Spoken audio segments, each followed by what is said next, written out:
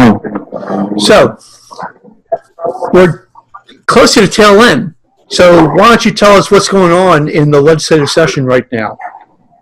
I think the biggest issues, Steve, are having to deal with the budget. There's two aspects to the fiscal situation. The first is by the time the legislature adjourns on June 8, will the House and the Senate come to agreement on a budget that is acceptable to the governor, a budget that will take effect as of July 1st. The House has passed a version of the budget that the Senate is now rewriting, and the House's version doesn't spend as much money as the governor and the Senate thinks. So there'll be a difference between how much the House wants to spend and how much the Senate and governor want to spend that will ultimately have to resolve that difference by June 8th. The bigger issue is what's called the fiscal cliff here. In mid-2018, $1.3 billion in temporary taxes will fall off. And so then how will the legislature make up that revenue? The legislature passed those temporary taxes last year with the idea they would find a permanent solution this year. The House has not been able to do that. And so that means to solve that fiscal cliff, which again takes effect in mid-2018, the governor is going to have to call the special session, what would be the fourth special session, some point within the next 12 months. And meanwhile, on other issues, there's a revamp of the state's criminal justice laws. Louisiana is the nation's biggest incarcerator on a per capita basis.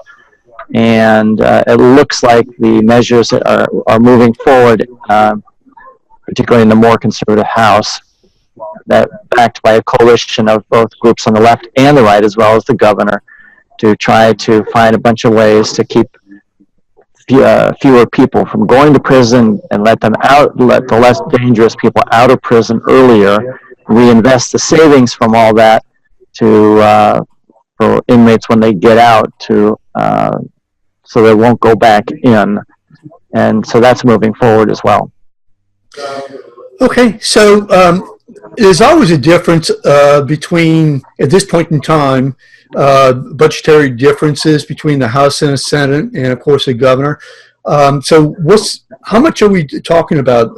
300 million or what? A little bit less than that. And we're talking about the overall budget, including the federal money, is 28 or 29 billion. But the part that the state legislature can actually appropriate is about 9.5 billion. And within that 9.5 or so billion, there's a difference of about $230 million that the governor and the majority of the Senate wants to spend that the House doesn't want to spend. Because that money, that the House has said, hey, make those cuts in health care. For every dollar in state money not spent in healthcare, you lose $2 to $3 in federal money. So the Edwards administration is making the point if the state does not spend that $230 million, it would actually cost the state somewhere close to $1 billion, and no one has been able to explain exactly how those cuts would fall and how badly people would be hurt by not getting those services, particularly it would be the poor and the disabled. Now, there's been a lot of discussion about the Medicaid, given with the Medicaid expansion. So, how is that going? Well, the governor did. In terms of the discussions, yeah. Mm-hmm. The governor expanded Medicaid, so many more people in the state have access to health care as a result. That decision has not sat well with the conservative Republicans. The governor says it's actually saving the state a lot of money, at least for now. And as a result, the state is spending more money in health care, but it is federal money. Okay. Now, obviously, there's issues regarding the repeal of Obamacare. Is there any discussion going on? We don't know what's going to happen, but obviously that's got to be top of mind. Actually, there's no discussion in the legislature about trying to repeal Obamacare, or at least there's very little discussion about doing something like that has chance of passage. Well, in terms of the federal government repealing, and what might happen, what the different states might do, what Louisiana would do in case it is repealed. I guess it's just too far off to really be discussing it right now. Well, the governor is clearly supportive of the Medicaid expansion, and any efforts to try to undo that would not have success. Sure. Now, the fiscal cliff, why don't you tell us about that? I mean, we're talking about $1 billion, and that's from the sales tax that went into place last year. Is that correct? Yeah, last year the legislature, to balance the budget from the deficit that the legislature and governor inherited from Bobby Jindal in the preceding legislature, they passed a 1 cent increase in the sales tax. So Louisiana now has the highest combined average sales tax in the country, combined with local and state sales taxes. It's 10%, 10 cents on the dollar. So the governor had said he wanted to take away that penny and not allow it to be renewed when it expires in mid-2018, but that creates a big budget gap. No one has been able to explain how you could just simply cut government spending by that much. So you have to replace the revenue. Everyone seems to agree. Most people seem to agree. But how do you do that? And the governor put forth a plan, commercial activity tax it was called. It generated very little support. The Republicans in the House who control the House, they have not come up with an alternative, and that's going to force a special session sometime in the coming weeks or months to replace what will be $1.3 billion out of a $9.5 billion budget that will have to be replaced. Now, obviously, if the oil prices go up, then we don't have to, at this point, raise revenue. Am I correct? Is there any forecast that the price is going to go up?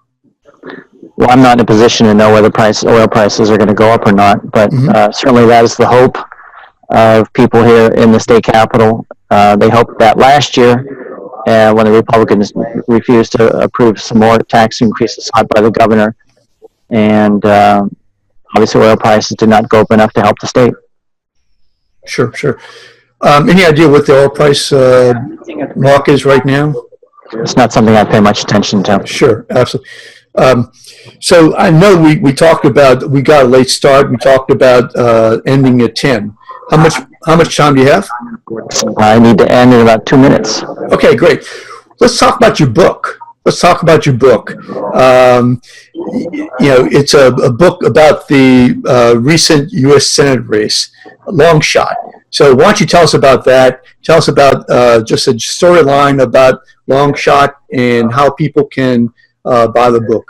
Sure. Thanks for asking. It was actually about the 2015 governor's race, not the Senate race of 2016. Okay. So it was the governor's race of 2015. The long shot was John Bel Edwards, who started out indeed as a long shot. Not many people gave him a chance of winning. So what Jeremy Alford, my author, and I do with long shot is we take the readers behind the scenes of how is it that this guy who sat here in this House chamber challenging Bobby Jindal and was given very little chance of actually being elected governor, especially against David Vitter, the U.S. Senator, who was seen as the heavyweight. And Jeremy and I interviewed over 100 people, and we pieced together, as I mentioned, the story behind the scenes.